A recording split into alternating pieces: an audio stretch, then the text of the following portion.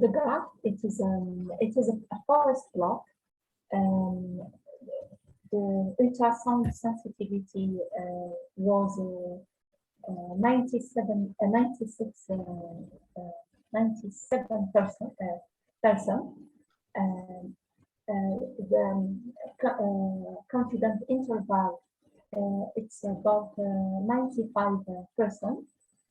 It's between 88 to 100%. So in the other hand, the specificity was 100%. With the confidence interval between from 97 to 100%. The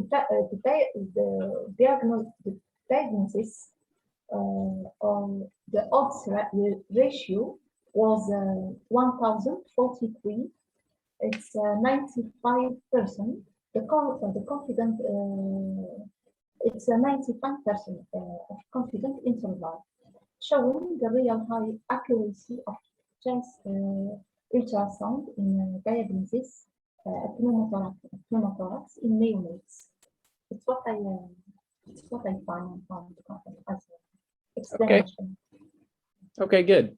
So you said already you found this is a forest plot, so it's the type of graph. So you introduced the graph, and some of the language you could say is you can see in this graph that the sensitivity was high in all of these studies, right? Usually forest plots are used in meta-analyses. So you could already you can see, all right, these are multiple different studies, and you can say that in numerous studies, except for one, the sensitivity was quite high. So these are some of the ways that you can introduce this. And then because you had two and then there was a second forest plot, which talked about the specificity of the ultrasound as well. And so Madia, you're right, there's not a lot to interpret here. It's helpful. You mentioned the specificity. And I would just say when you talk about the confidence interval, you say, so the specificity was actually 100%, which is pretty remarkable. And you said in the confidence interval was 95%, but you say it in the 95% confidence interval. So when you talk about confidence interval, it's just say the 95% confidence interval was 0.98 to 1.00 or 98% to 100%. So in this case, the 95% is actually an adjective in a sense. You're describing which confidence interval. It's the confidence interval that is 95%. So a 95% confidence interval. Okay.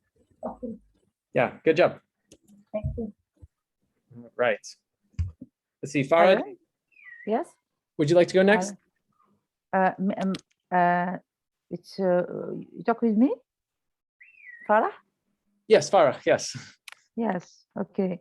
I tried to give you. It wasn't simple to find the graph in literature, but I found one simple one. Okay. So it's about recurrence pregnancy loss and the modulation of cytokine production. And I take just the idea about this graph. And so this study, it's about the concentration of T-cell cytokine in serum at the recruitment of two groups of women at 4 to 8 weeks of gestation. And they studied the T helpers cytokine, so interferon G and the tumor necrosis alpha factor alpha, and the T helper 2, interleukin 4 and interleukin 10 cytokines. And this population was found in two groups of pregnant women, in group control versus group recurrence pregnant loss. And Japarma. And the results, that there is no significant difference between interleukin-4 and INF, and a significant difference between TNF-alpha and interleukin-10. So as we said in the last slide, you can clearly so in this bar graph, that there is no significant difference between two groups, group control and group with recurrence pregranules in interleukin-4 and interleukin gamma. I think, and a significant difference in TNF-alpha and interleukin 10, as is illustrated in this graph. Okay, good. Okay, so very good. You say you could. I like how you set that up with a short explanation and then went to the graph. So you could explain what the study showed. Say, now let's look at a bar graph that explains this visually. Yes. And then if you go back to the graph, yeah, I like how you said you can see that the lighter color, you could say the lighter color referred to the control and the darker color to the recurrent pregnancy loss group. And yes. then, I decide. Yes. And you said you can notice that there's a significant difference in the two. Although I do have a question when I look at. Do you know what these bars here? I'm sorry, I don't know if you can see my pointer, but yeah, those bars there. Yeah, what are those referring to? The confidence? No, I don't know. I learned it. It's about box block, truc comme ça, mais I don't remember really. Yeah, I think Abir was right. That's probably the confidence interval. So they found the level was the actual bar was the average. The higher. Yeah, and then within that they said, okay, but the confidence interval is from there to there. So yeah. I decided to put this slide because if I put just the graph, we don't understand the meaning. So I decided to explain this trial, what's about this trial, and the results, the primary results at the beginning. And can I say, as we said in the first or the last slide, we saw in the graph, or it's not for the link for the connection. Yeah, I would say, like, as I mentioned on the last slide, so that would connect it. That's a connector to go. So as I mentioned on the last slide, okay, you can see the difference in these two groups, the tumor necrosis factor and the interleukin 10. So okay, good, very good. Okay, great. Who'd like to go next?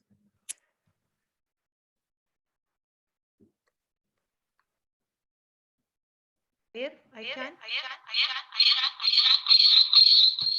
Oh. Okay, Johra.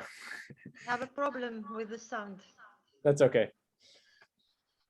All right, and I think Farah, can I stop? Yeah, I'm going to stop your share. Okay, Johra, do you have a graph that you want to share with us? I think that the Zoom, this Zoom, it's open on two devices. Yeah, the We sound. have returned. Windows. Yeah, because I have a problem with my PC. Yes. Yeah, you just need to make sure one of those is muted. Yeah. Yeah. Now there is no problem. It's better. No, Yeah. it's okay. Okay. Good.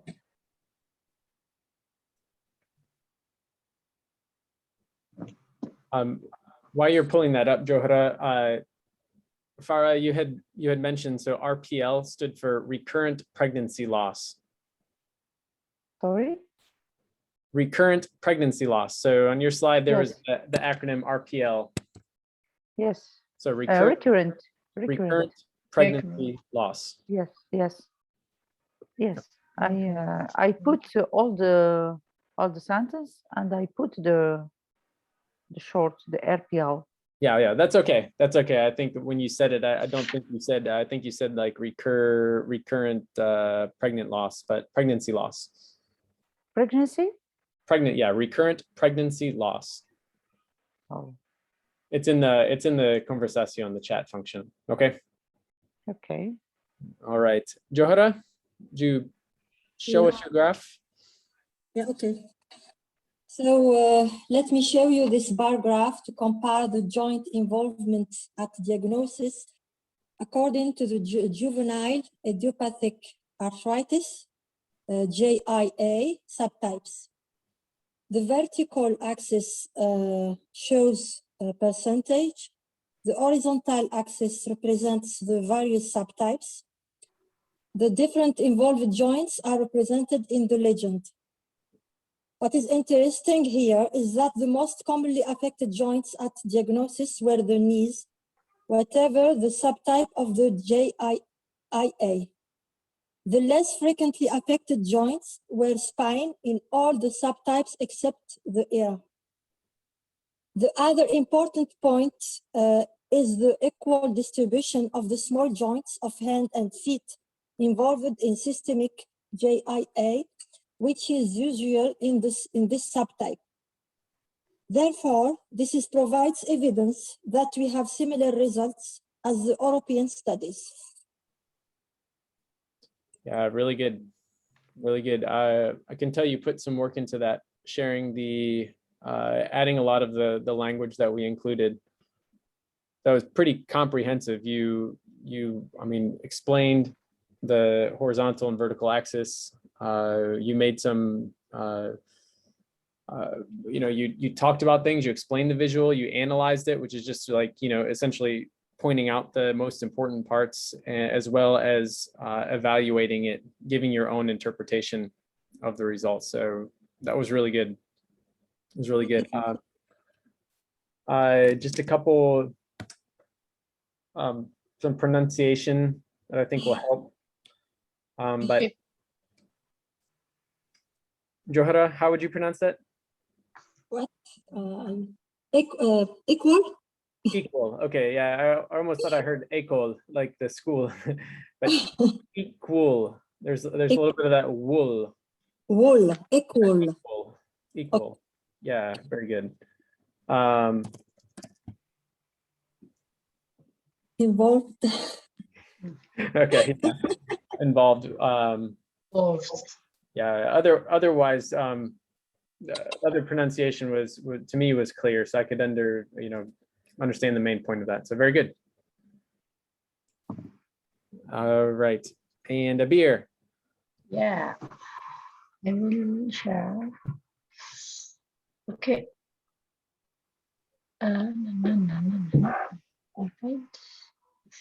Partager. I don't know what you have. Okay.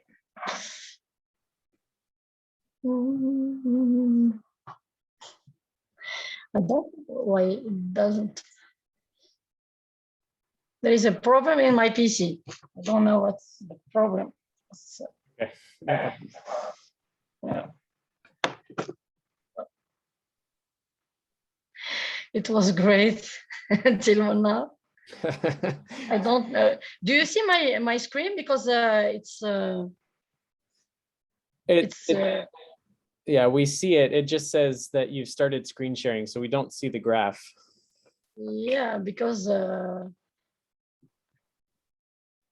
my God, I put it on my.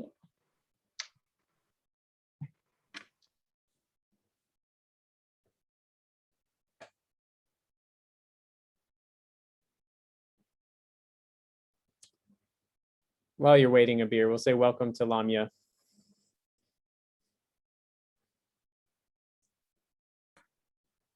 Hi, How are you today, Lamia? I'm doing well. Thanks.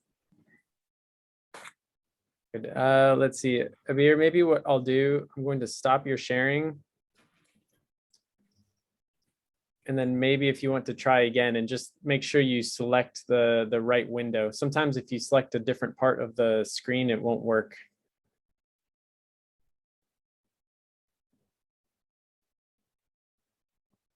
Oh, she left. Okay, Lamia. So we're looking at the graphs that we did for homework. Yes. Do you have a graph to share with us? Yeah. Okay. Um,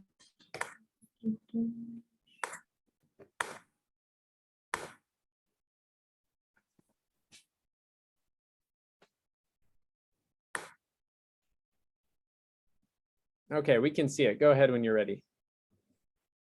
Yes, so let me show you this Kaplan-Meier survival estimates of complete response of survival estimates of complete response of endometrial cancer to different groups of treatment. The horizontal axis represents response time in weeks. You will you will notice that that a median response time of 15 weeks after the beginning of treatment is needed, with the fastest response when using hysteroscopic resection, comparing to the use of a levonorgestrel device or progestin treatment. Progestin agents are comes just after, but they are the most studied and the most used.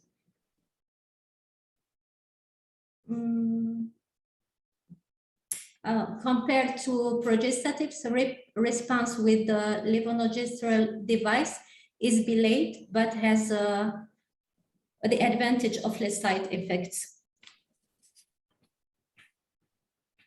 Okay. Okay, very good. All right, is everyone familiar with Kaplan-Meier, a Kaplan-Meier survival estimate and what that means?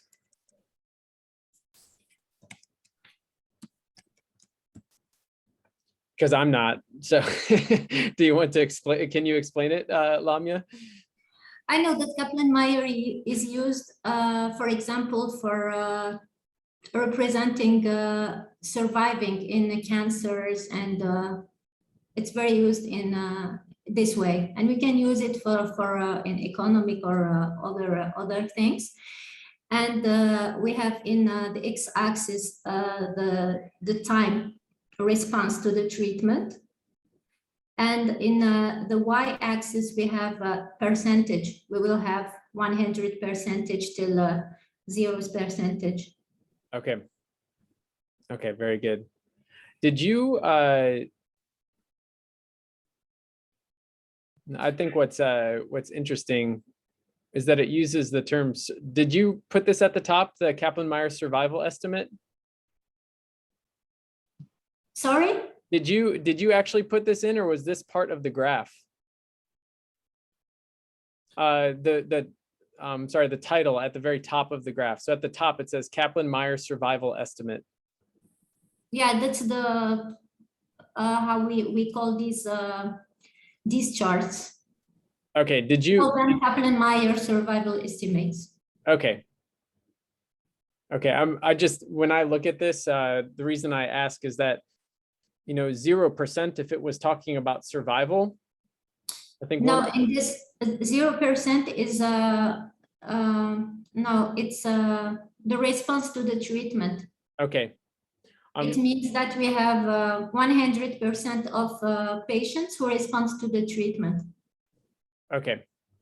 Okay. Yeah, I was just wondering, because if this is a Kaplan-Meier graph, often we use it for survival estimates, but this looks like it's talking about, it's actually Kaplan-Meier for complete response to the treatment. Yeah, so when I looked at this at first, I thought it meant that by 10 weeks that these patients had died, like all patients had died at 10 weeks. So I'm wondering, maybe it would be a Kaplan-Meier curve of complete response. So yeah, so the Kaplan-Meier of complete response.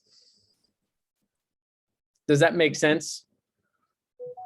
I think Uh, yes. Yeah, so a Kaplan-Meier itself is the type of graph like you mentioned, and we use it for survival estimates. So we will often see it as a survival estimate. However, what this Kaplan-Meier chart itself, so a Kaplan-Meier curve or data analysis, it's showing the Kaplan-Meier of the complete response in different groups. So you're saying this is the Kaplan-Meier of response, and that's why you're saying, oh, like there's no longer any cancer. It's not really a survival rate. Mhm. Does that make sense? So it could be like a bar graph of survival or a bar graph of remission would be the two different ways to say that. So does that make sense? Yeah, it's a remission, a complete remission. Okay, good. Good. So what I'm saying is that just to be careful with how things are labeled, because it can, you know, as we're learning the different vocabulary, again, Kaplan-Meier was a concept that I had to remember, but now that I look at it, I say, okay, that's not a Kaplan-Meier survival, it's a Kaplan-Meier response or remission. Okay. Yeah. Okay, but your explanation was great. How again, you oriented us to the axes, and you explained the three types of the three lines or three tracings on the Kaplan-Meier, as well as talked a little bit about. I liked how you talked about the progesterone treatment versus the Mirena or the IUD, and Yeah. how even though the response time is longer, there are fewer side effects. So it helps us understand, you know, I would think, well, why would we use the IUD if it takes longer? But you answered that question for us. You anticipated that. So very good. Okay. I'm Abir, back here. you Yes. okay. All right. Yes, that was a problem with my connection. Okay, I will. Okay. Okay. Yeah.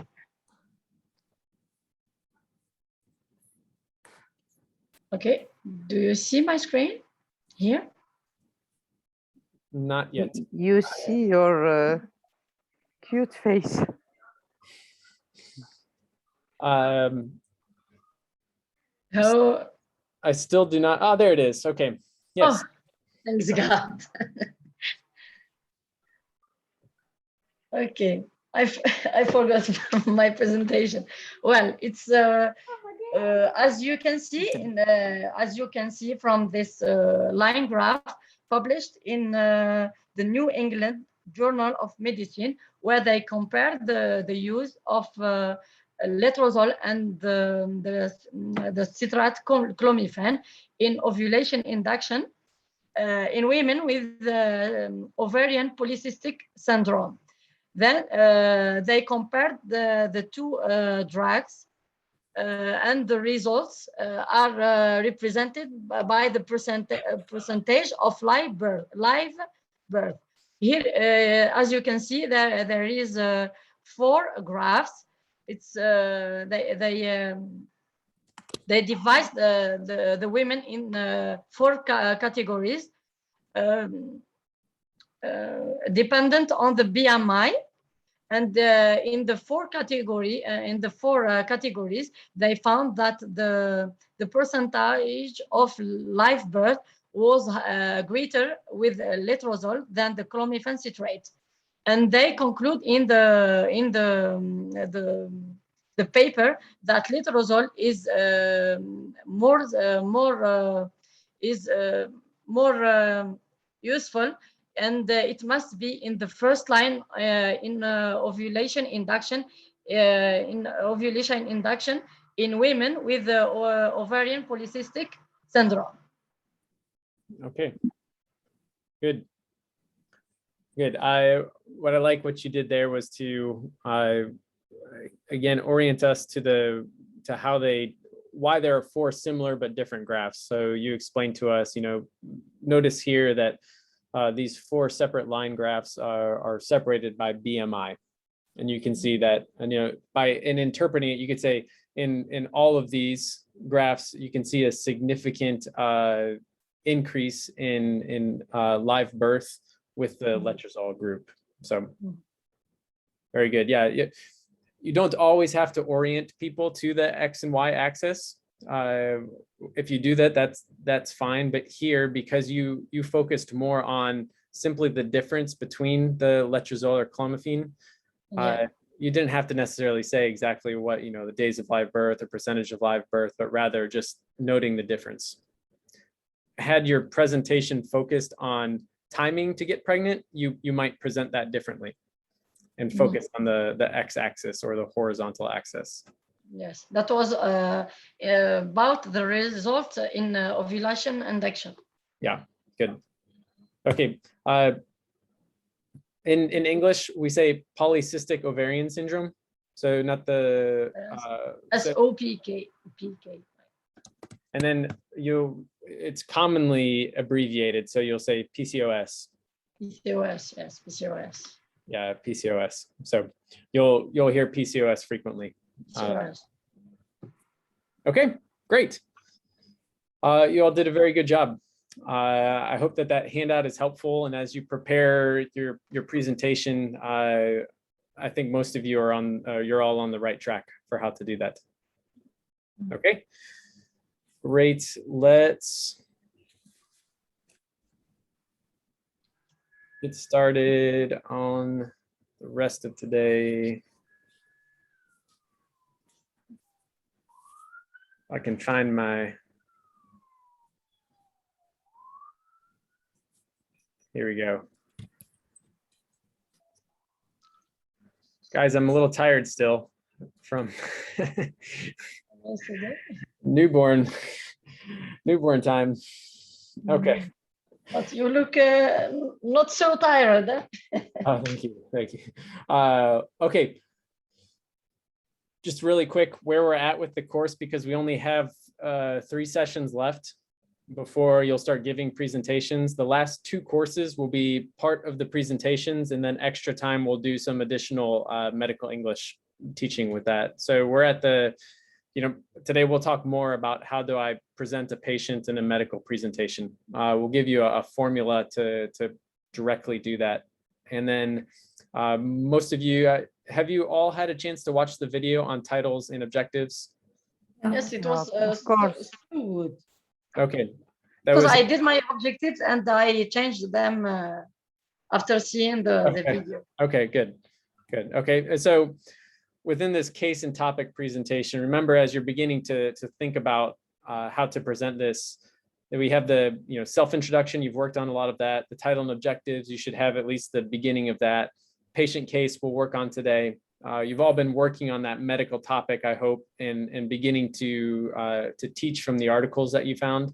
And then we'll also talk a little bit about summary and closing, checking for understanding, that type of that part of the presentation, and then answering questions. So that's where we're at. We're not going to do a lot of this because you watched the video, and I think it's fairly comprehensive. I might just cycle through the slides really quickly, touch on a couple things. I think this is important just to remember the titles, they communicate what field of research. So someone should know exactly what area of medicine that they're going to get when they come to your presentation. What do you know? Does anyone want to tell me what this means? The indicate the article's narrative in some capacity? What does that mean?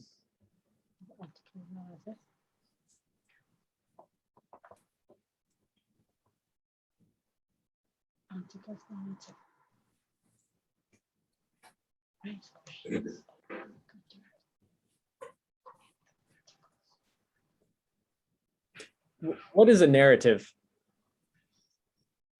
The speaker. Close. So a narrator is a speaker.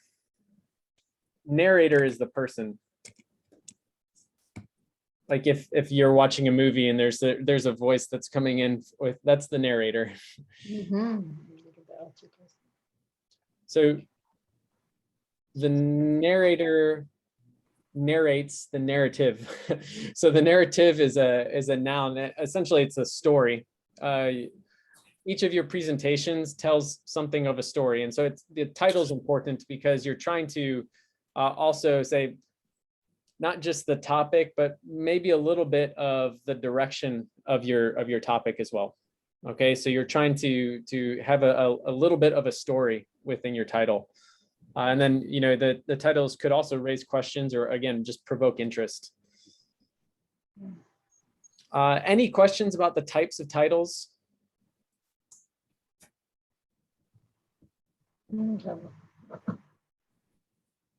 Yeah, I think that's fairly clear.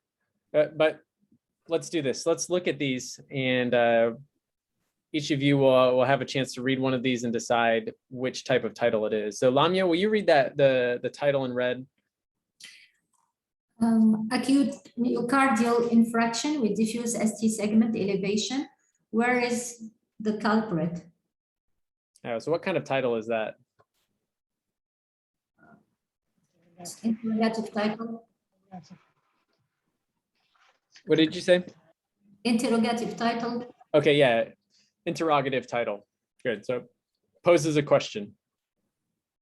Again, understandable what you said, but you pronounced myocardial infraction,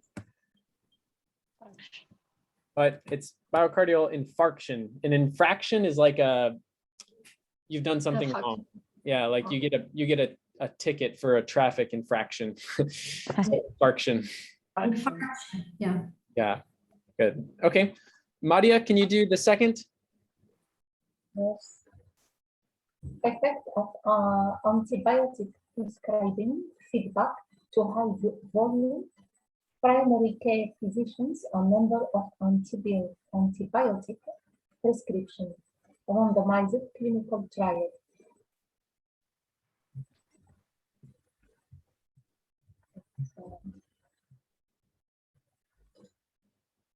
Descriptive. Hello, you listen me? You hear me? No, sorry, Madia, what did you say? Effect of antibiotic prescribing feedback to high volume primary care physicians on number of antibiotic prescriptions, a randomized clinical trial. Okay, good. So what type of title is this? Is it declarative, descriptive, or interrogative? It's descriptive. Yeah, descriptive. Good. There, it doesn't tell us the answer, but it states what the study is. Okay, good. Johara, do you want to do the one in green, the middle? Yeah. COVID-induced changes in healthcare delivery. Can they last? Interrogative Good. title. Interrogative. It's simple because there's a question mark. What? This is a question for anyone. These interrogative titles, what do you think these articles are going to be about? Like, how are these articles written? What type of article do you think it's going to be? I think it's an article without clear results. It's still a question at the end of the article. It's still a chance to give research. It's not clear at the end. Okay. I think. Yeah, so it's probably not. It's probably not. Review. Yeah. Review. Yeah, I think it could be a review. So it's I would say it's likely not going to be a high level of research. It'll be probably like a review or an editorial even based on this type of title. Yeah, good. Okay, Farah, can you do the fourth one?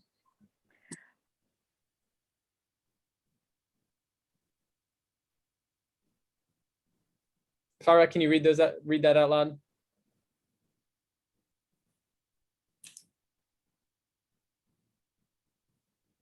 Do you hear me?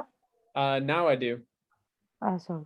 Novel oral drug rapidly treats postpartum depression. I think it's a declarative title. Right. Very good. Okay. It's pretty straightforward, right? Okay. Effects of slower versus versus faster intravenous fluid bolus rates on mortality in critically 3 patients. The basics randomized clinical trial. So 3 critically 3 patients. So Roman 3. Ill.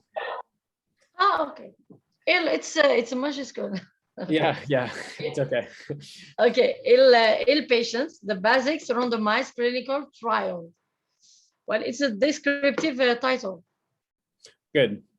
So talks about the type of title, not the. Very good. So these are clear, and I think it also helps you even with the type of title. It lets the audience know a little bit about the trial itself. Again, these articles were taken from JAMA, or the Journal of the American Medical Association, and the New England Journal of Medicine from just in September. So these are active ways that the authors are using these types of titles to get your attention.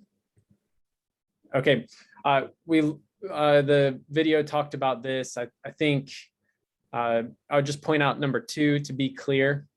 So it's okay to ask a question, but you don't want to confuse your audience with your title. When you look at number 5, optimize the number of keywords. That's not quite as important for a grand rounds or oral presentation that you're giving. But if you are publishing something, you want to know what people are going to search to find your article. It's almost like marketing in a sense. You want to get as many hits as possible. And then, number 6, just choose the appropriate structure for your presentation. So, for example, Abir, what do you think for your topic? What type of title might be the best for yours? Okay, please. Okay, what drug in the first line, the first line therapy in ovulation induction in women with PCOS? Okay, why did you choose? Well, what type? Can someone tell me what type of title that she just read? It's an interrogative title. Yeah, so interrogative. And Abir, it's good. It draws people attention. They want to come find out what it is. I have not read all of your research, but it seems like it's fairly clear that it's letrozole, right? Yeah.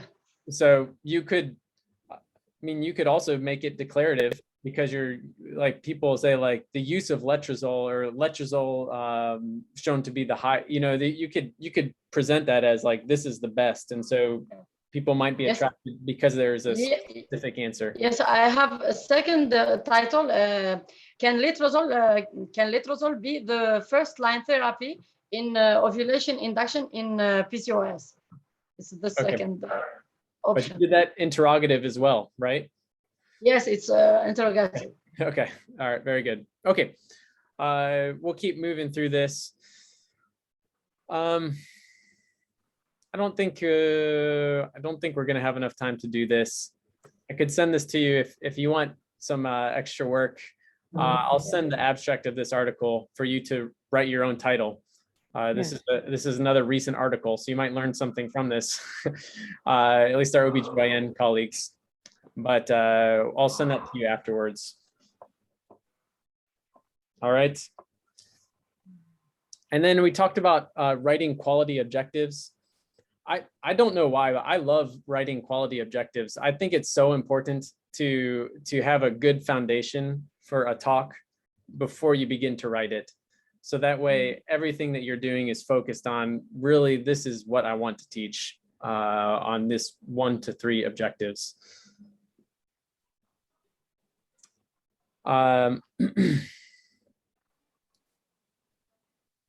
Any questions from these tips that were given during the presentation?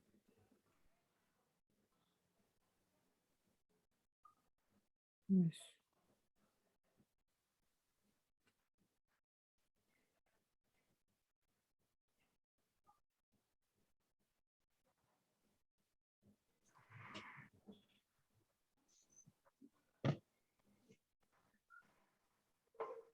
think it's fairly straightforward. Again, writing the objectives before you write the presentation is important. And then thinking, what do you want your learners to get out of the presentation? Now, the presentation also talked about Bloom's taxonomy, or the different levels of what we learn. I want to point out that our course is based off the highest level of Bloom's taxonomy, that as you are learning medical English, you are creating a presentation, trying to use everything that you're doing, which takes a lot more work, right? If you just sat here and just absorbed everything we said, you would have less work to do. But when you create from what you're making, it helps your brain take it in more. But essentially this slide, we want to give you the various vocabulary to be able to really pinpoint what you want the learners to do. And also it helps you realize the difficulty, or if I'm doing a presentation and I'm wanting somebody to then develop something new, I better be teaching appropriately. I better be giving them the skills to do that. And so for a 12-week course, well, we're giving you a lot to then create something from it. But maybe in a grand rounds, you might not be able to at the end say, okay, at the end of this, you're going to be able to write, your own novel. I don't know, your own journal article about this topic. It's unrealistic.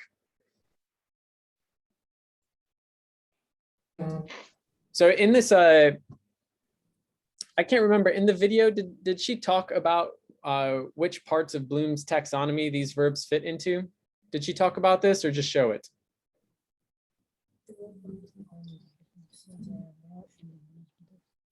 I don't think so. Okay. It's not in the. Okay, so this is an example of 4 objectives. Lamia, why don't, for the first one, the first objective, why don't you read it and then tell us what you think, which level of learning does list fit into? So why don't you read this objective? List novel medications. It's a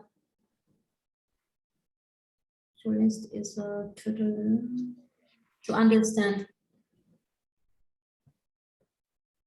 Okay. Does anyone think of something different?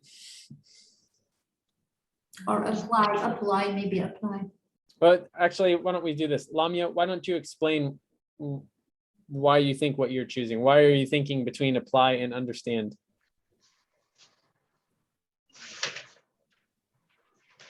If I'm listing the novel, listing or describing, I think it's the same thing. I will be more applying what she will what she will say in the presentation. So okay. I have to, if I was a student, I will list novel medication. I will apply what she's saying in the objective. Okay. Okay. So when I think of apply, it's taking some knowledge and then using it in your own practice. So apply is almost it's a little bit more advanced. I would say to remember. I think remember, when you list something, it's just saying, okay, so we're going to the new medications were eplerenone. So I can list it. So that's a fairly simple, but it's appropriate in some, for a medical student, like you said, being able to list is very appropriate to remember what it is. So that's good. Can we say enumerate? Enumerate. Enumerate. Are you saying memorize? No. Enumerate. Oh, enumerate. Like that. Yes. Okay. Yeah. Enumerate. That's a high level word in English.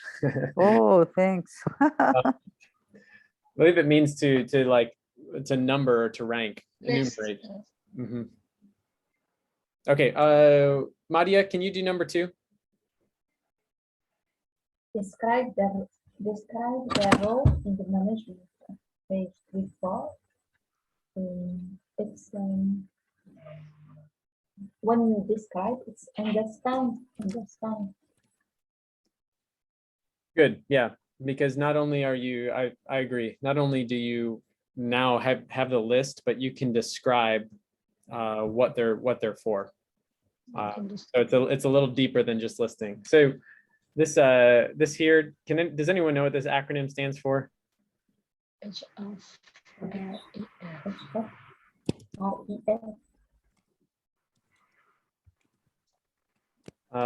None of you are in these fields where you think about this too much.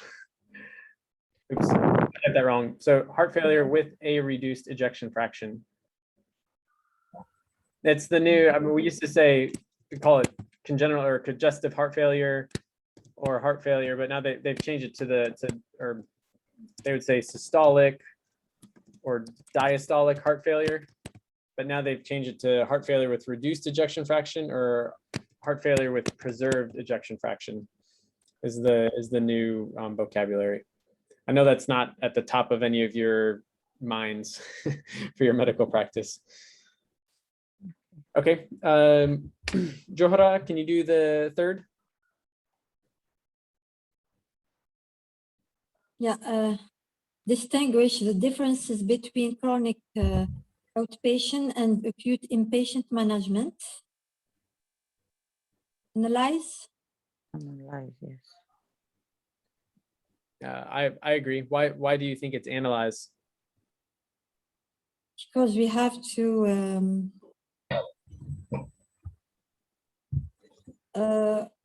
if we want to distinguish, we have to know and to analyze the different parts of the. I think if we want to distinguish, we have to know more information and to analyze them. Great. Yeah, I agree. So you're taking the information that's given and then you're able to like take it apart yourself. Yeah. Into separate parts. Good. All right. And then Farah, number 4. Yes. Determine when to administer PO versus IV medications for CHF. Yeah. Yes, it's also apply or analyze, I think, but apply. Yeah. More application. Yeah. I agree. I think probably more apply. None of these fit like perfectly. It depends on how you're thinking of it. Apply is probably the best because they give you the medications and now you have to apply the knowledge you have to give it. Okay. Good. Okay. Again, just this will be in class notes, this taxonomy, just to have the vocabulary as you write your objectives as we go. Okay. As you look at those, are there any vocabulary words that you would like me to clarify? Solve. What's solve? Under which category? In 3.1. So apply. Solve? Yes. Oh, it's like to give solution. Mm-hmm. Yes, solve the problem. Yeah, there's a problem, you're going to give the solution. Exactly. Okay. Sketch. What's sketch in the third category? Sketch. Okay. Does anyone know that? Sketch. It's like to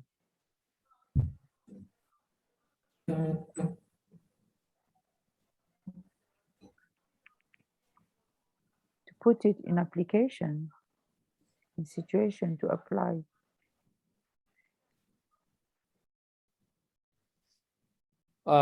Yeah, this is so the definition of sketch is actually to draw. When someone sketches a picture, it's a very not refined, but creating diagrams. It's interesting to have that in apply necessarily. You might say that could be between understanding to analyze, but essentially you're now able to like create a diagram saying, like this is the appropriate pathway for care of heart failure patients. You're able to sketch something or create. again, I just said create, but more so you're not creating something new, but rather able to like show the concept in an interrelated way. It's not great for apply, is it? No, it's-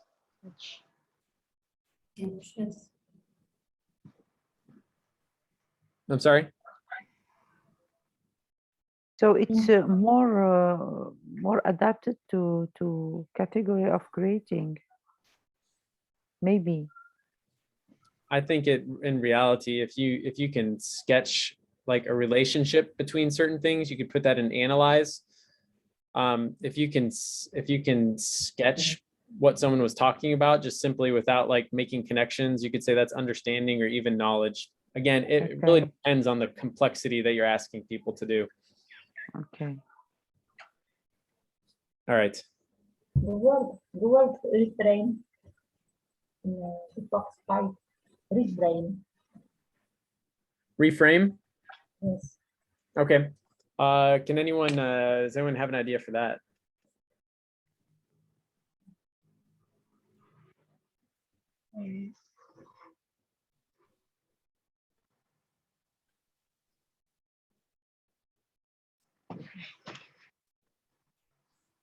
So something that's framed. So a frame you can see on my on the shelf there, I have picture frames. So it's like you have a picture of something, and when you reframe it, you're putting it in a different view. Like maybe I'm taking it from a frame that looks like this and putting it in a separate frame. So when you reframe, you're coming at it from a different angle.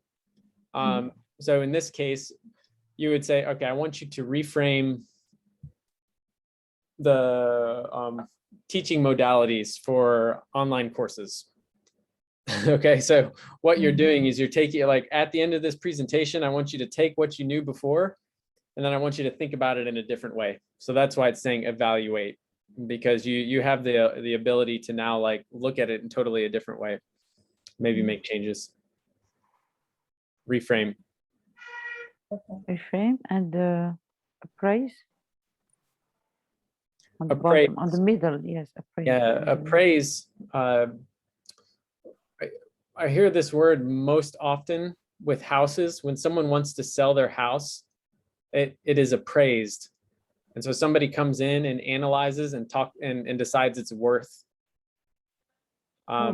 So Evaluate, like evaluate.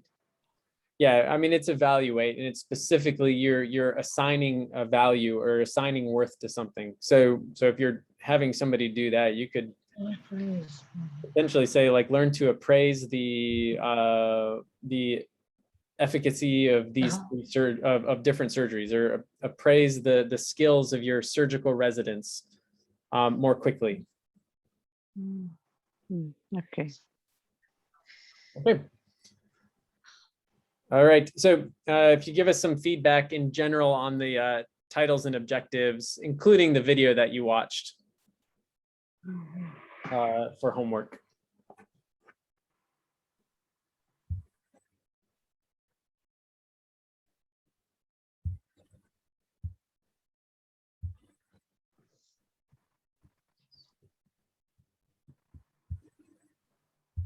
What's infer? Infer? Infer, yes, in the second column. Infer. It's hard to think of a definition other than to understand. Have you heard the word inference? To make an inference? Inference, no? Yeah, so it's dangerous. No, it's the ability to look at something and then develop understanding. So if I again, this could be analyze or evaluate depending on the complexity, but sometimes we can look at somebody and see how they're dressed and make an inference of what they do. You know, if you see someone walking down the street in scrubs, do you know what scrubs are? Mm-hmm. What? That's like the surgical, Gloves. like what doctors wear when you go to the hospital in the OR. It's your scrubs. If you see someone in scrubs, you infer that they work in healthcare. Oh, Yes, making conclusions. Yeah, yeah, good. Deduction. oh, Deduction. deduction, yes. Yeah, okay, great. All right. Let's we'll try to get through this relatively quickly, because this is just a straight grammar for discussing age and years. We mentioned this briefly, I think last week, about how to use these. So really quickly, if you're using year as an adjective, you're not going to add the S. We talked about that. So if it's ever used as an adjective, you're not going to say years old. It's not a 67 years old person, but 67-year-old. That's when it's used as an adjective, when it's defining something. However, I'm sorry, did I just say that backwards? No, I didn't. I'm sorry. So again, I apologize. I looked at this. So when it's an adjective, you do not use yes. Okay, so we see 6-year-old daughter. Daughter is the noun. 6-year-old is the adjective defining the noun. And then if we use years as the noun, so my daughter is 6 years. So years is saying like she has this many years. She is 6 years old. That's when you add the S, because you're talking about an amount. And so essentially the years are plural and you add the S. So my daughter is 6 years old. We'll see later on that if you have a 1-year-old, like my son is 1 year old, you don't have the S because it's not a plural. It's not multiple years. It's a single year. So adjective is always year old. Noun, years, unless it's someone who is 1 year old. Okay. We'll try some practice. Let's see, Abir, can you do number 1? Okay, the patient in room 243 is 46 years old. Good, 46 years old. Very good. It's the noun, it's plural, you add the S. Okay, and then Abir, you can do the second one too. Okay, the 46-year-old patient in room 243 is ready to be seen. Great. Okay. Fairly straightforward. Very in casual, informal language, we'd often say, like, instead of saying room 243, you say room 243 is a way to say that. Yeah, 243. Easier. 243. Okay. Now let's see, Lamia, I want you to do number 1 here, and then Madia, you can do number 2, but we're going to create your own sentence. The way this slide works is a little confusing, but you can see here, so the noun is patient, the age is 57, and what we want the adjective. So we're going to use year as an adjective. It's going to come before. And so the response is, okay, so the 57-year-old patient suffered from uncontrolled diabetes. Okay, so Lamia, can you do one here? So the noun is patient. The patient is 36 years old. And so again, it's going to be using the years as an adjective before. Okay. The 36-year-old patient is suffering from heart failure. Good. Very good. Okay, and then Madia, so this one, the age is 8. We're talking about a study, but now you're going to use year after the noun, so it's not going to be an adjective.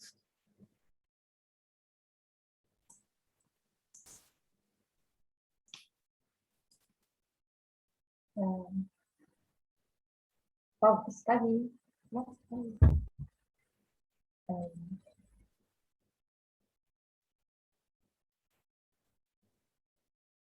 I don't understand. Yeah, so we say we'll build this together. So the study is 8 old and therefore irrelevant. We'll say, oops, irrelevant. So how? Years. Years. Years.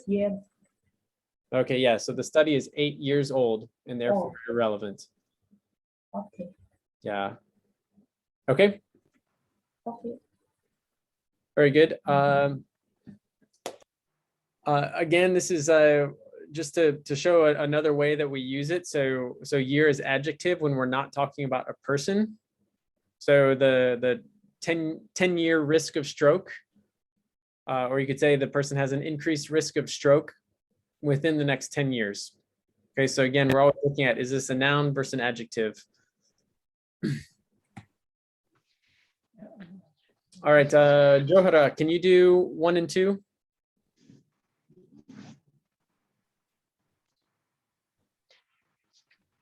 Vascular outcome was evaluated over a 15-year period. Good. Number 2. The study did not calculate 10-year mortality. Good. Both of those are adjectives. Great. Okay. Farah, can you do 3 and 4? Yes. Over the last 20 years, we have seen incredible advances in the management of type 1 diabetes. Good. 20 years. It's the noun, so you have Yes. the S. Good. Yes. Once a patient has been disease-free after a year of medication, prognosis is favorable. I don't understand this this sentence.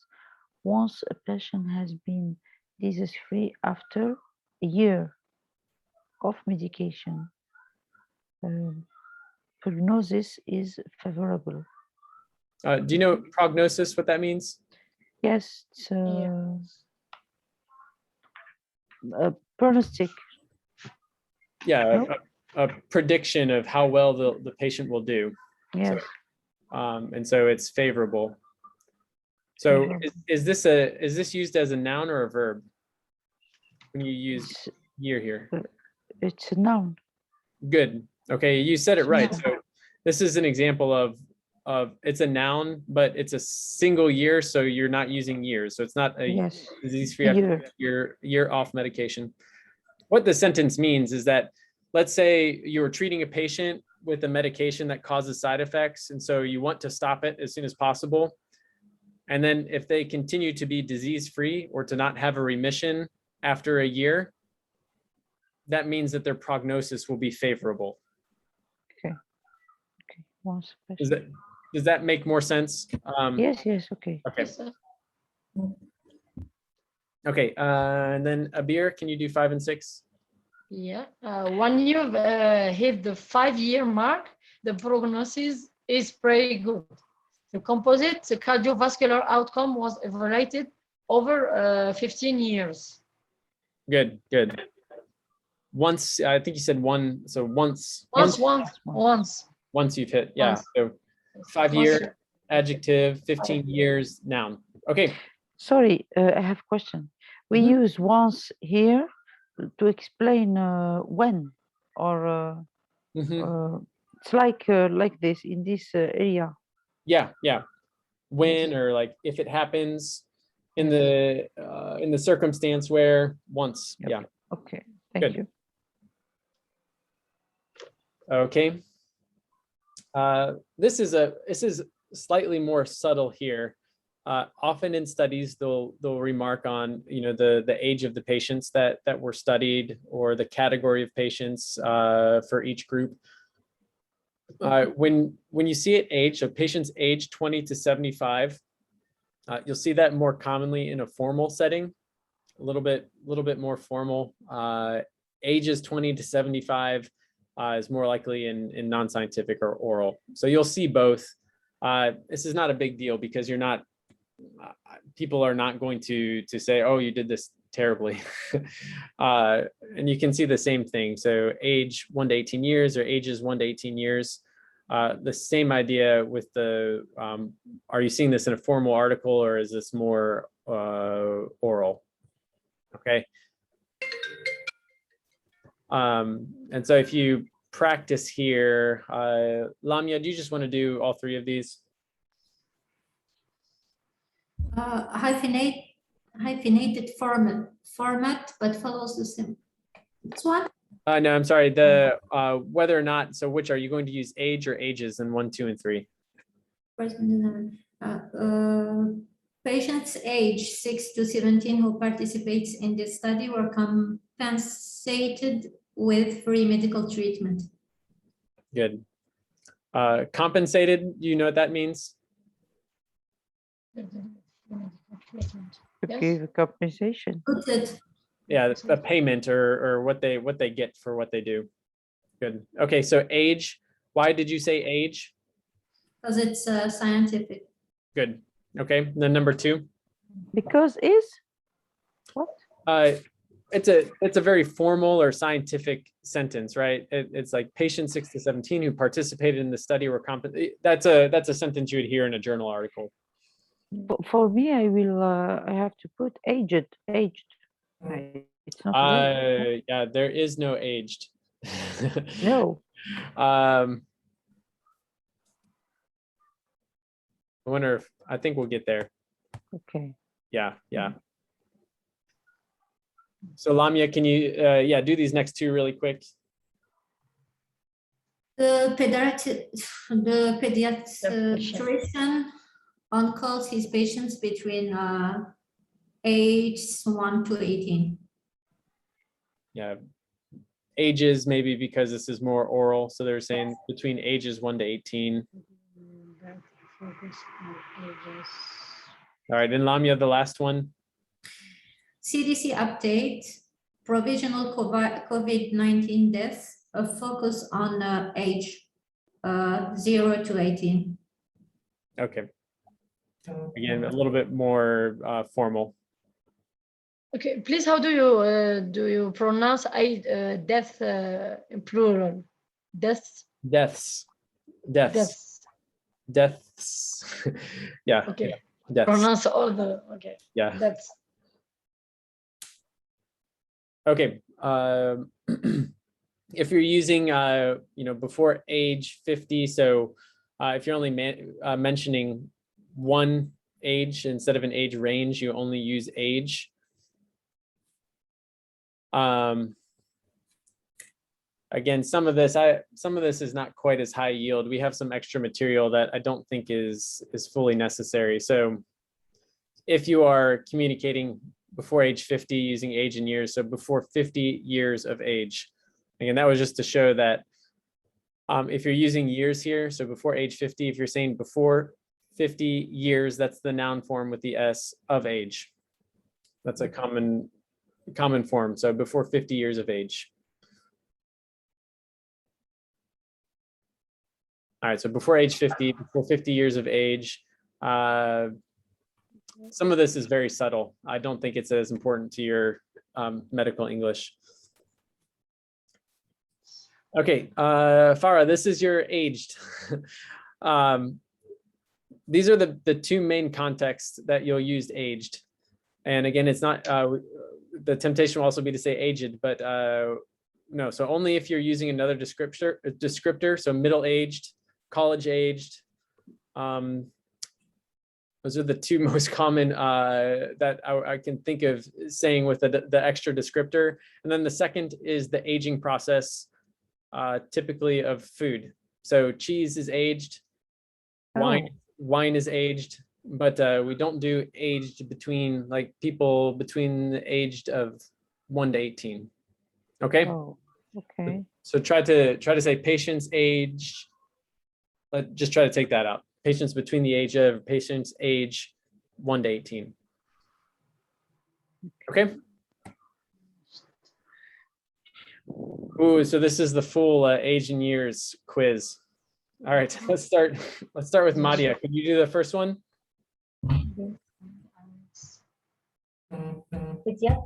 Pediatric age range is defined as age 0 to 18. Birth to 18 years of age. Good. So you could say age is probably most correct there. So pediatric age range is defined as age 0 to 18, birth to 18 years of age. Very good. Johara, can you do the second? Hepatitis vaccine series should be completed in children before the age of 2. Great. Okay, before the age of 2. Very good. Farah, number 3. The campaign was focused on raising colon cancer screening rates among middle-aged males.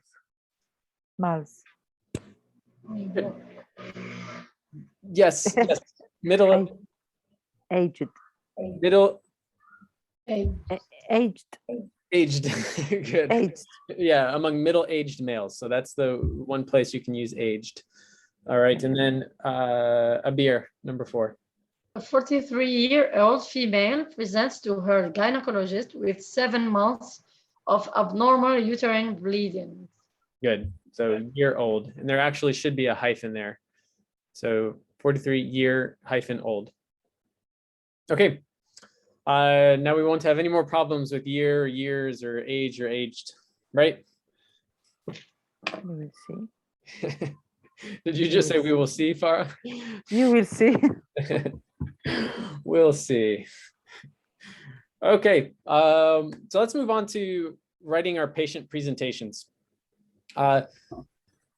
There's a fairly structured and common way to describe a patient when you're describing them for the first time, whether it's in your patient presentation or the part of your presentation where you're talking about a patient case, or if you're working in the hospital and you're checking out or you're talking about a patient. Maybe more so during training, where you're trying to give a very clear picture of who you're talking about. But for medical students and residents, this is how you will always present a patient to an attending. Okay, this will be step by step. We're just going to do this and build on it, and it gives you that framework to use for your presentation, and then also as you're communicating other patients in English as we go. Okay, so step 1, we state who the patient is. Okay, you can simply say, this patient is a, that's the main way to do it. Or you could say, if you're with a smaller group and the privacy laws, you could say, you know, Mr. Smith is a 45-year-old, or Mr. Smith is a, or sometimes in grand rounds, they'll use initials because they care about patient, yeah, patient privacy. So you could say LK is a blank, blank, blank. Okay, so that's step 1. Step 2 is optional. However, it can be important, especially if you're talking about someone who appears critically ill. Because as you're presenting this patient, you want right away who you're talking to know there's a problem happening here. And you're also trying to paint a picture. So let's see, why don't, Lamia, can you just read all these examples that we gave? Yes. Example, ill-appearing versus well-appearing, healthy, critically ill, handicapped, obese, emaciated, malnourished. This patient is a healthy. Okay, good. So these are different examples, and probably the most common examples that we use if you're going to add a general appearance descriptor. You do want to be strategic and only add this if it actually makes sense.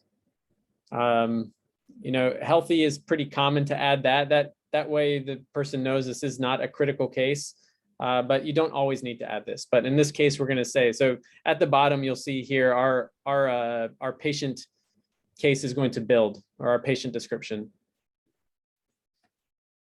Okay, next we'll add the age. So that way we're communicating the age range. Just like we talked about using years as an adjective. So 27-year-old. The same goes for our pediatric patients who are months old or who are weeks old, where we just say, you know, a 3-month-old or a 3-week-old. Okay, so the patient is a healthy 27-year-old. One thing I might ask you to do, if you have not done this already, as we're working through this, write down the patient that you have in mind. So just go ahead and begin to work on your own as we're doing this. At the very end of this, we'll also have some examples with just some facts about a patient case, and you'll try to narrow that down and make it more efficient at the end. But think about your own case right now as we're doing this. Okay. For the preterm infant, we say week gestation. Example, we say Yeah, we'll get there to gestational age. Okay. gestation. Yeah. Okay. Okay, so step 4, if applicable, so with our OBGYN colleagues here, we talk about their GP status. Here is the correct place to put this. So the G is the gravidity, P the parity, and then when we talk about we talked about N, so often you'll see it written as GNPN, so the number, but I think you all are familiar with the G's and P's is what you'll hear. The physician will, or the person you're talking to, or your attending physician will say, what are her G's and P's? And you know to answer. It sometimes can be a fun exercise to try and do the GP with the TPAL, term births, preterm births, abortions, or live births, because it can get kind of complicated, but it's more of a medical course than a medical English course. So step 4, if applicable, add their G's and P's.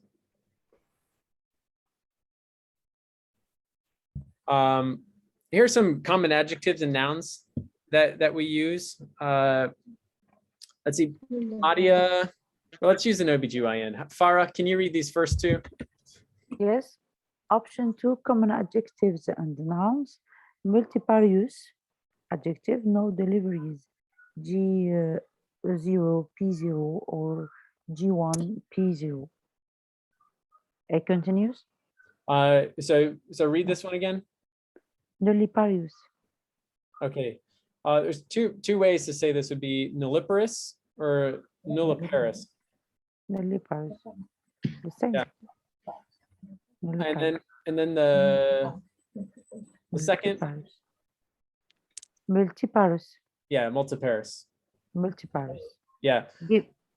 Multiparous. Have you heard refer to this as informally as a nullip or a multip? Yes. Yeah. So Yes. In French, we do this. okay, so you say nullip and multip. Okay. Nulli.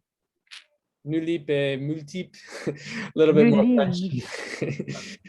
Okay. And then Abir, can you read the second 2? Okay, multigravida and primigravida. Okay, so multigravida meaning they've been multigravida. It's pregnant more than one time, and the primigravida currently pregnant for the first time. Good. Okay. Very good. So you could say the patient is a healthy 27-year-old primigravida or a 27-year-old nullip.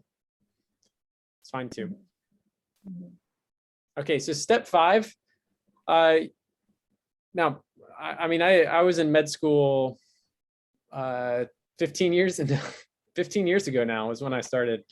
And we often would use race when we did this. But honestly, in the United States, that's changing a lot, where they will no longer use it unless it actually affects the case for some reason. So yeah, maybe previously you would say the patient is a healthy 27-year-old G1P0 Hispanic female. But we don't do that too much anymore. But it's good to note, because maybe in your practice setting that actually makes a difference in some cases. What their background is, it's possible. Can I give you an example? Mm-hmm. Like in France, they mentioned the race or the origin for people with tuberculosis. because it's often seen in immigrants, and the French people doesn't have tuberculosis.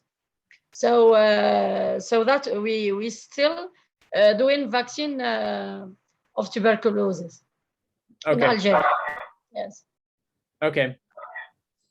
I might just to challenge that probably in a higher academic setting in the United States, there's beginning to be pushback. Have you heard that word before? Pushback, meaning we're not doing that anymore, and in fact probably would not be looked upon well. You might say like the patient is a is a 27-year-old immigrant who presents with because just saying immigrant is different than qualifying, well, they're from Nepal or they're from Haiti. And the idea is to stop focusing on like, yeah, like really the risk is that they're immigrants, not that they're Haitian. Haiti is the poor country. Like the risk is different than the fact that this is their background. The risk is that they've traveled and are probably in a poor situation, right? So this is currently the way that I would say international language will shift, is my guess. Are there any, I mean, specifically in Algeria, are there any origins or any backgrounds that do affect like a certain medical diagnosis? What you said, Abir, is true. What you said is true about. Yes, there is the disease of dysteroidy. When we have Kabyle or people from Tlemcen, they had more of dysteroidy because of the lack of iod in their food. Okay, so what did you say? The actual diagnosis? Dysteroidy. Okay. The thyroid. Okay, so thyroid problems. Thyroid. And specifically the lack of iodine. Yes. The iodine deficiency causes a goiter. Goiter. Yes. No, but it's a fact.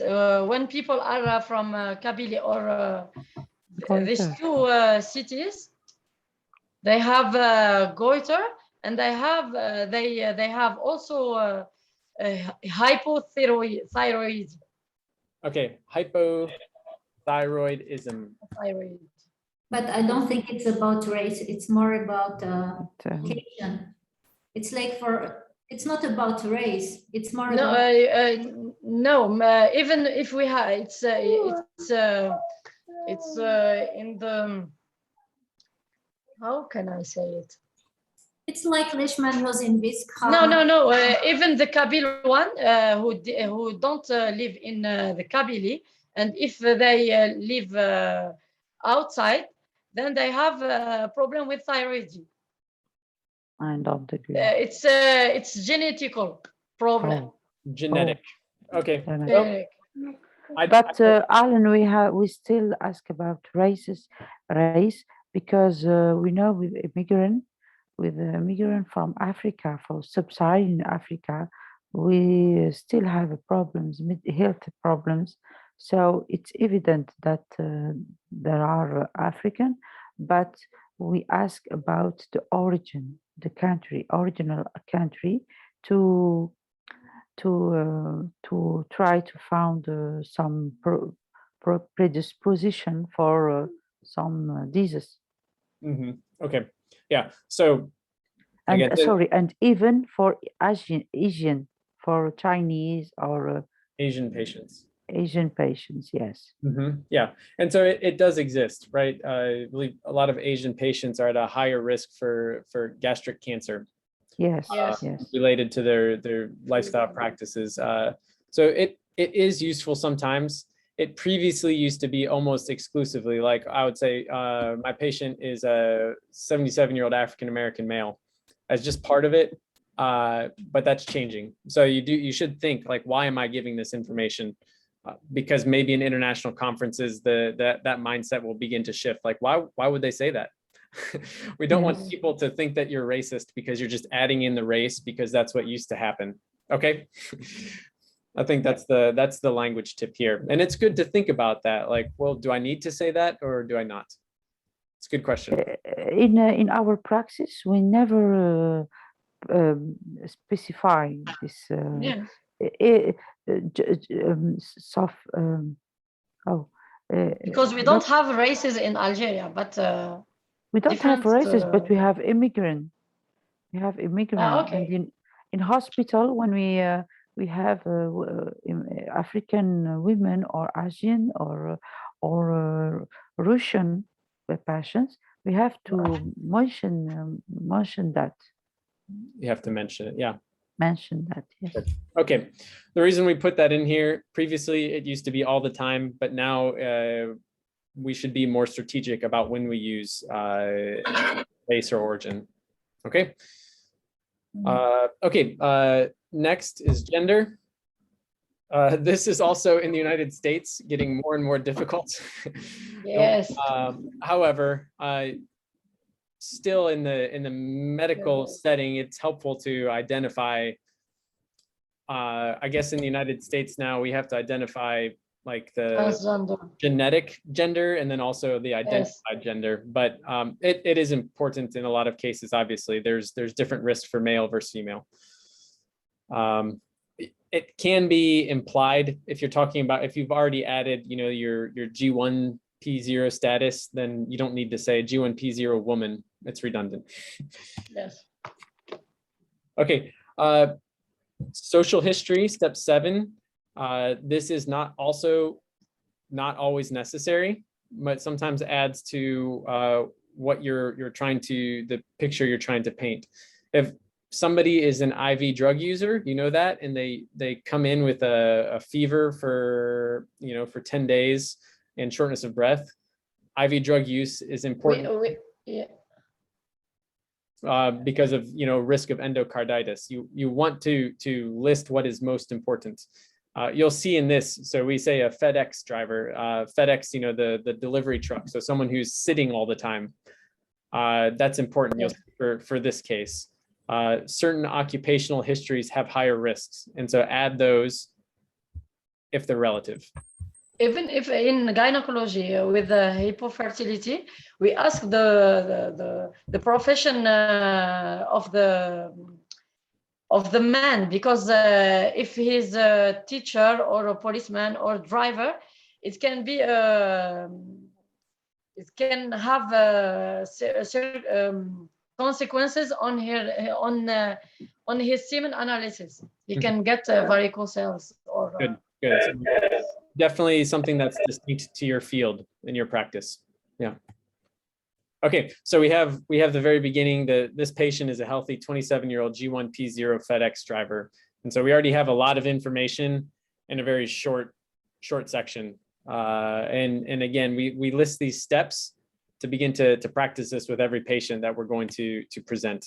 Okay, so let's move on to some of the relevant patient history and then what their presenting complaint is.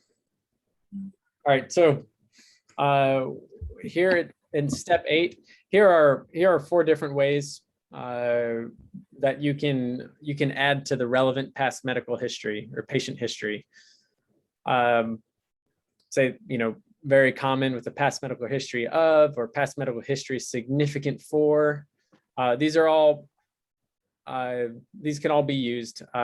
Often we will also use the with no significant past medical history as the way to say that this person was otherwise healthy until they were seen by me at this point.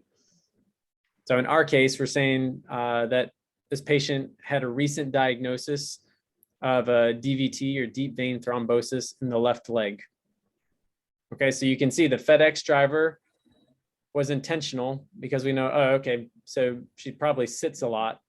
And so that's one of her risk factors already for a DVT. Okay. So step 9 is the presenting complaint. And so Here are just some other formulations or ways that you can do this. So right here is where you set the tone or the verb tense of your entire patient presentation.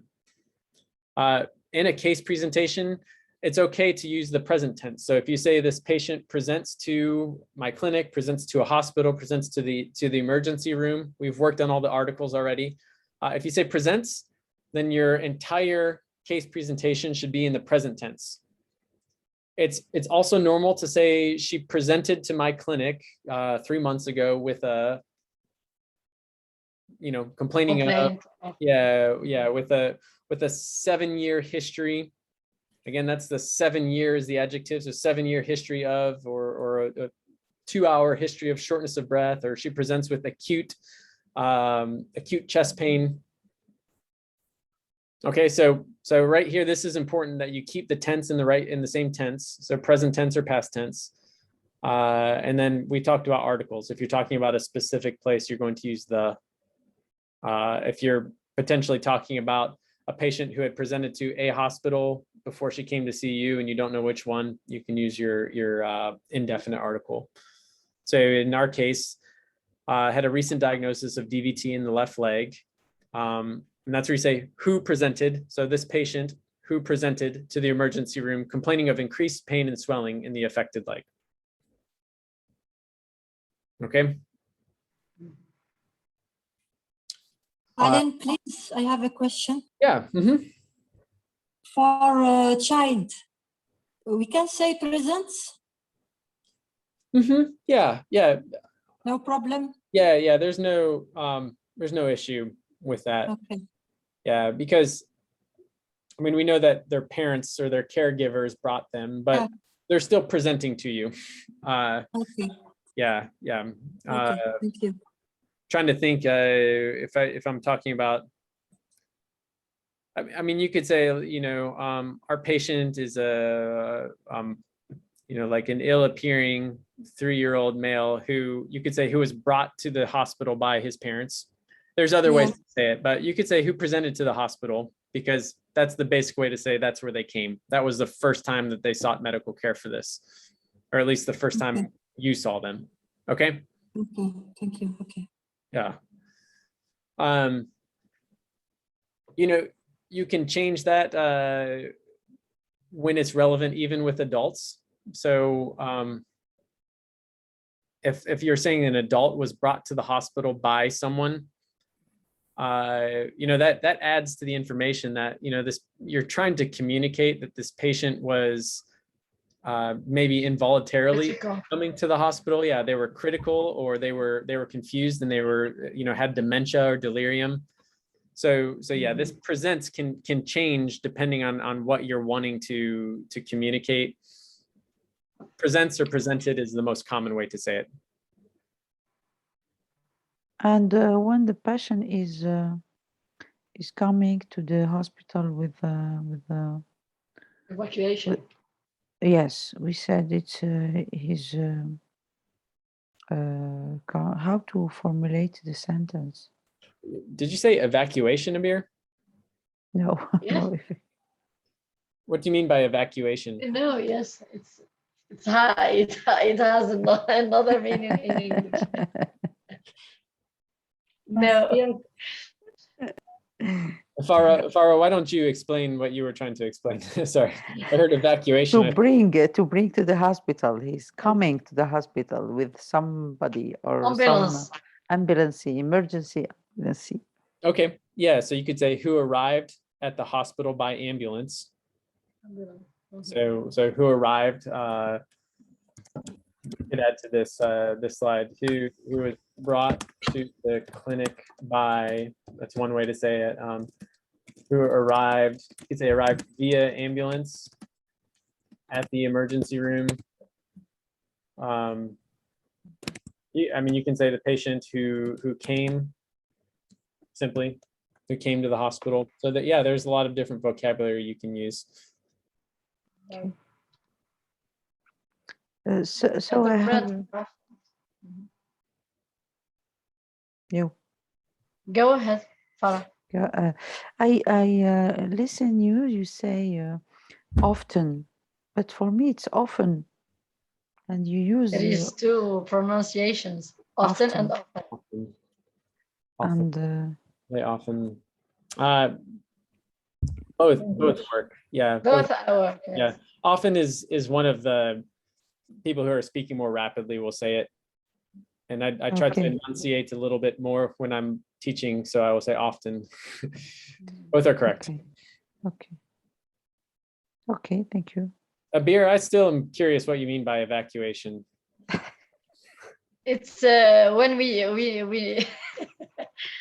it's the act of okay, when we put a patient in ambulance and we to get to go to another hospital. It's Yeah. how do you call it in English? Because in French it's the word. Evacuate. Evacuated. Evacuate. How do you call it? I would probably just say transported. Transported. Yeah. No, because it's not so hard like in French because it's medical legal in our country. Yeah. So it's a Oh, because medical. it's, It's a medical legal. Like if they're transported. Yeah. Yes. So we can't say no. Yeah. Okay. It's afraid and afraid word. Yeah. When we have this thing. So we see we say that we have four operations and 5 and the word. Yeah. Okay. 5 patients. That makes sense. Yeah. When you have to like in an emergency evacuation. Yes. Yeah. Yes. No, it's you could still just say transported and there are medical evacuation. I often hear that with like a helicopter more so. So someone's transported by air. They have Yes. medevac flights, which stand for medical evacuation. Medevac. There's definitely a sense of urgency if you're talking about an evacuation in English. Yeah. Okay, so we can say med evacuation. I would only use it if you're talking about a like really serious like helicopter ride. Like there was a terrible accident, the person was critically ill, and they were like medically evacuated. From we don't have helicopter in Ireland. Yeah. It's 1 or 2 cities in Algeria, and it's not often. Yeah. Okay. All right, so this is the presenting complaint. Obviously, there's a lot of vocabulary that I mean, as you have questions as you're doing this, this is more of a medical terminology when we get to the specifics of the presenting complaint. Okay. Yeah, Madia, you asked about this. So special consideration for pregnancy, but you're right, also for preterm birth. So for pregnancy, you add in, you would say at blank weeks gestation by either the LMP. LMP, do you know what that stands for? Yes, last menstruation period. Close. Does anyone have a better, a different idea?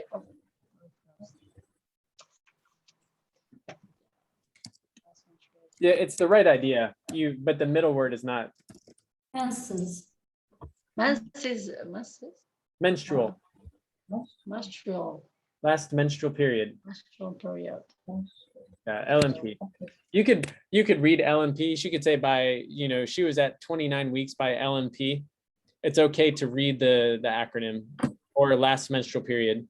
Last menstrual period. Yeah, so you would add that before the diagnosis. So the patient is a healthy driver at 29 weeks by LMP with a recent diagnosis.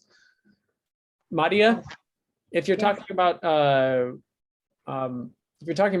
weeks of gestation, you would probably do that. You would do that actually in the you would say it at the same place. So you say the patient is a is, you know, a 2-month-old infant born at, you know, 28 weeks gestational age. Yeah. So you can add the actual, you know, like the age of the infant by days or weeks at how many weeks they were born. Okay. So it's a very, very similar. So we can add that to the slide as well. Okay, so we're still building on this. All right, so that's actually, this is your main case presentation, like your core sentence. And you want to try to be as efficient, but also you can see how you can add a lot of information there. I mean, from this simple sentence, you can almost diagnose what's happening here, right? Because you have so much information from this. And so as you read your case presentation, you can learn to do that well. And it helps with the efficiency of your communication when you're talking to other colleagues as well. Okay, what we're going to do now is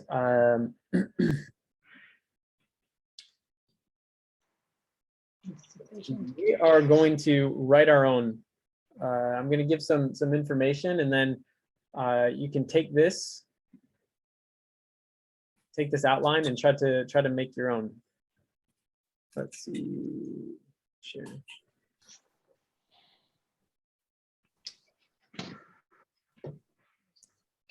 All right, so you know, here we have 1, 2, 3, 4, 5 sentences or phrases, and we're going to try to combine that into a single phrase.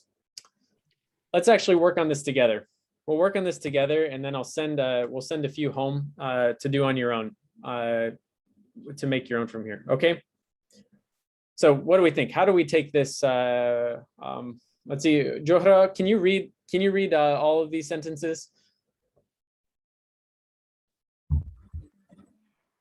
The patient is 21 years old. She is Caucasian. She is G1PO. She is 6 weeks pregnant based on a calculation done using her last menstrual period.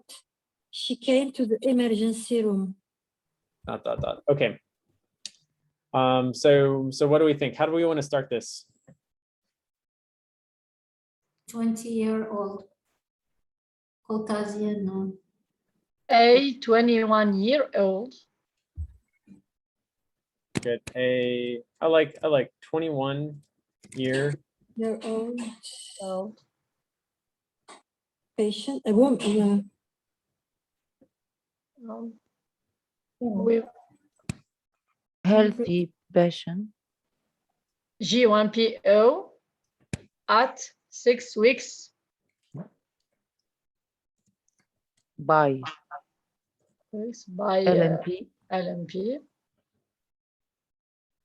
Presents to emergency. We are with. Good. Did we get everything we needed in there? Yes. Solve the race. We don't need it. No, we don't need it. Isn't it funny? Caucasian. Do you ever think about that term? Like the Caucasian is like the Caucasus mountain region in Russia. Yes. I'm not from Russia. Supposedly I'm Caucasian. You look from Russia. Oh, really? I thought I was Kabyle. Oh, yeah. Or Tlemcenia. No. It's Yeah, my goiter. yes. No. My The goiter. Tlemcenia are white persons. Fair. Yeah, people. Fair. Okay. No. Irish. Irish, yeah. I think I'm Scottish. Scottish, yes, it's Scottish. better for you.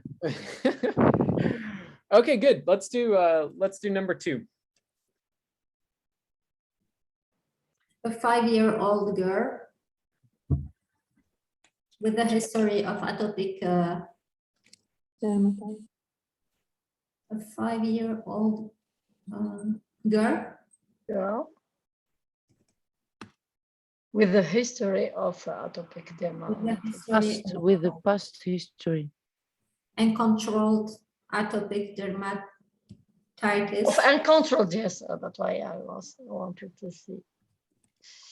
Presenting with her mother to the clinic, complaining of a fever of. Okay, so I'm not going to get to the complaining of. Let's just do the. Let's try to put this all into the. See if we can. Febrile. Febrile. Good. So you Yes, could at the beginning. Yes. say And she appears ill. is in She is a Febrile. febrile.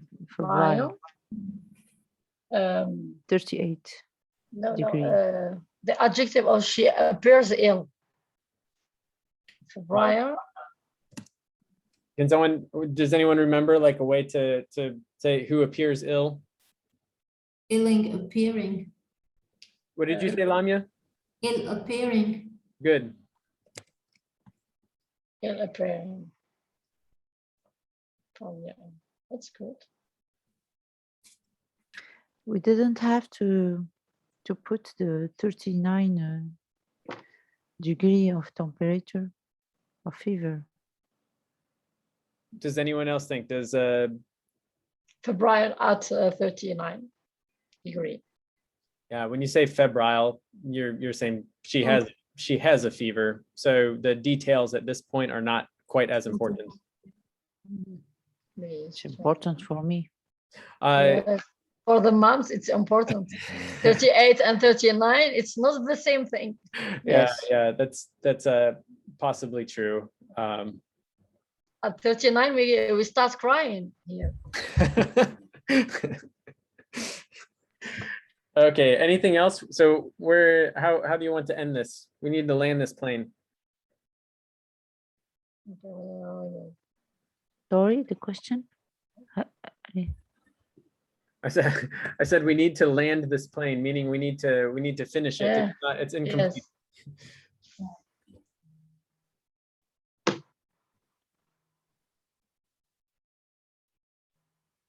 Presenting with her mother to the clinic. Okay.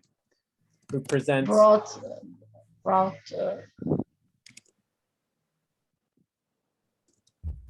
Good. Okay. I would say, you could say I don't know. brought by her mom. Yeah, you could say who presents at my Exactly. clinic. Mhm. It depends. I would say, maybe we don't even need that for the sake of brevity. Okay, good. So we put all that together. All right. Let's do this last one.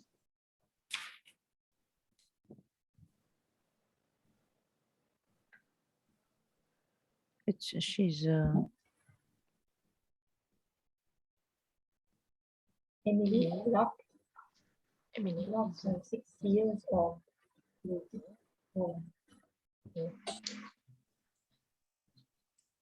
Emily is a 26-year-old lady with the history of sickle cell disease, who presented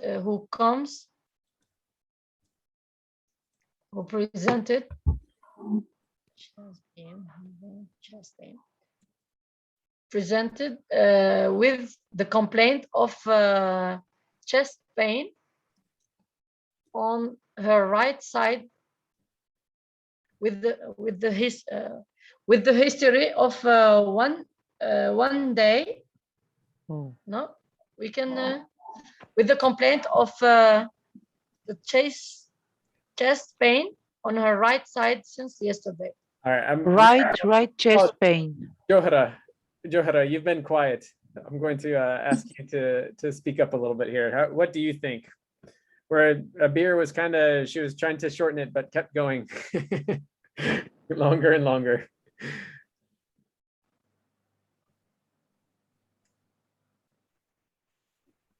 Johara, do you have it? Sorry, go ahead. Okay. No. So presented with the complaint of chest pain. Okay, with the complaint of chest pain. Acute. That's good. Is there Acute is there chest pain. Right. We can put right chest pain. You could put right-sided. Right-sided. We can Uh-huh. say acute chest pain. Yeah, good. Really good, Madia. So this is important. Acute right-sided chest pain. Mhm. Okay, because Yeah. again, Black, the black is important mhm, because the sickle cell disease is very frequent in the race of black people. good. And I mean, I could even say here again that maybe that's not necessary, because Yes. if they were coming with like this was a 3-year-old who is having, you know, like acute pain and swelling in the extremities, shortness of breath, you might say that they're black because maybe they weren't diagnosed yet with sickle cell disease. But here you've already diagnosed them with sickle cell disease, so you might not need it. At that point, it's maybe not that important. Good. I like it. She is a Yes. is a 26-year-old lady. I don't know that I've heard many presentations use lady. Women. Female. Women. Women Women female. or female, yeah. Sickle Or cell female. disease presented with a plate of acute right-sided chest pain. That was a great way to put that into the most. And even you could say maybe right-sided isn't important either,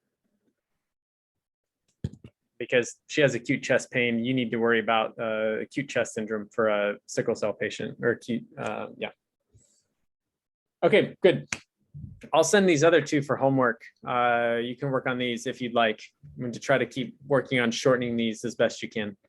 And I think in next week's class, we'll work on, we'll expand to add more history, but still try to make it very concise. Alan, please, I have just a remark here, because as a pediatrician, we didn't do the same thing. When we present a patient, we have to talk about vaccination. We don't use the same history. It's different. Okay, yeah. I think potentially in different fields and for different reasons, you might change this around. Like Abir talked about with talking about the employment of the male. I mean, there's not many other professions where that's important, but for them it is. I think what you talked about with whether a patient is vaccinated or not also depends on maybe what you're talking about and where they're presenting. Yeah, for us, it's important to know if the child has received all the vaccines. It's important. Yeah. And and Also to evaluate. Yeah, Madia. Yeah, Madia. yes, also we asked about the relativity between in the couple. In French, we speak about consanguinité. I don't know how to say it in English. Yes. Yeah. Yeah, and that's also it's consanguineous is in English. And that will be that also will depend on what your what the There is a miscarriage. Yeah, so it depends on what the case is, where it's relevant. But when my patient comes to the ER with chest pain, I mean, even if it's an 8-year-old, I'm not going to talk about their if they're consanguineous or not necessarily, because it's not quite as important if I'm worried about an acute chest syndrome in a sickle cell patient. So I think you all are right. You're onto something that you will add in different things. Johara, I think you're right. So you're thinking about right now. Yeah, you're thinking about childhood, and then Childhood. in this case, you're talking about a child who's febrile. And that's Yeah. important. Yeah, I think you're absolutely right there. A 5-year-old who comes in ill appearing and vaccinated or unvaccinated. So that's a really good point. So in that case, you're talking like you're yelling at the med student, why didn't you ask if they were vaccinated or not? Yes. So that's good. That's good to think about. Yeah, so it's good to, again, this is where you're at a higher level of understanding. And so we're saying you're analyzing this, you're thinking of the deeper causes and reasons and making sure that you're putting that information in right away, especially when it's relevant. So good. All right. Status? It's status? How do you pronounce it? Status. Status. Silent. Status. Okay, let's try status.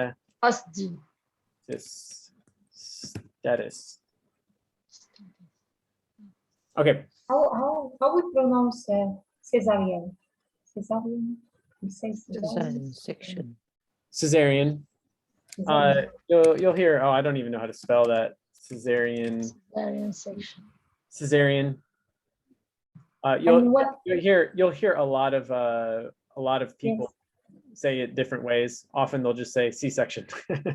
Cesarean. Yes, C-section. Yes. Cesarean. And when there is two cesarean, how we say what is the adjective to say the cesarean? We say in French we say cicatriciel. Madi, It's an adjective. I'm not fully understanding what you're saying. I think your audio connection is not quite clear. When we have when the woman has two cesarean, we say how we qualify. How many? 2 or 3. What is the adjective of a Adjective. woman with 2 cesareans? How do you call it? It's a bicicatricial? We say bicicatricial. No, I'm trying to think if there's a specific name. I don't think. 2 C-section. 2 C-section. It's an adjective. You say with a previous C-section, if you're talking about, so, you know, a woman presents, like acute abdominal pain at 37 weeks. She's had a previous C-sections or multiple previous C-sections. There's, I'm not familiar with this word in French. I believe you that it exists. Someone should type it into me and show me, but there's no equivalent that we use in English. Okay. Okay. All right, so you know, as you're talking about the case presentation, you have this slide as you're beginning to work on it, but you know, the chief complaint, the patient presents with a chief complaint of abdominal pain. So our patient is a 47-year-old female. Keep going on with her past medical history was significant for, and this slide is just to show like we're beginning to build on this as we go. But I think all the slides that you need or what's typical is on the slides that you downloaded a few weeks ago, and we'll talk a little bit more as we go through. And in fact, your homework, the patient presentation that Dr. Smith does for his grand rounds, there's an associated listening guide that you'll look at that talks a lot more about patient symptoms and how to describe certain things, talking about adjectives versus nouns with certain conditions. Okay, so that will be part of the homework. I'll post that on the site here in a moment. If you could finalize your title and objectives and send those to me as well. And then I'll send you a link to schedule a time to meet with me. Or if you have if you know you don't have much availability, you can just tell me when's best for you and I'll let you know when we can meet. But I'm gonna try using an online app where you select a specific time. again, and then for your homework also, so instead of writing this out and sending it to me, once you've figured out for your own patient, you've gone through these steps, go ahead and record that, send that to me via WhatsApp as well. So that will be the homework before next week. And so we're continuing to build to be ready for this final presentation. Okay. Okay. All right. Yeah, it's 5 minutes past. Abir, do you have PowerPoint? I didn't hear you. What? I said, Abir, Are you? do you have PowerPoint? Yes, I have a PowerPoint, but I have a problem with. Yes, I do. Yes, I do. Yeah, Yes, but you were right. We keep not getting to this. Yes, I do, but you can also say yes, I have PowerPoint. Yes, I Sorry. have. So anyways, we still aren't getting to that, but that was just a pop quiz. Okay. All right. Thanks all for coming tonight, and I hope you all have a restful week. Thank you. Please, I have a question for all of you. So we have a Facebook like group that's specific for anyone who's already taken or is taking one of our courses. So the idea is to have a place for people to interact more without it being on like a public Facebook page. So if you have Facebook, why don't you send me your name, and then I'll need to get like I think you need to actually like our Facebook page, and then we can invite you to the group. And then Okay. in that group, I post things like the link to the webinar was just posted in that group, so you didn't have to go through and register. Yes. Then I'll post the link to the recording of the webinar if you didn't make it, so you can go back and watch it. Okay.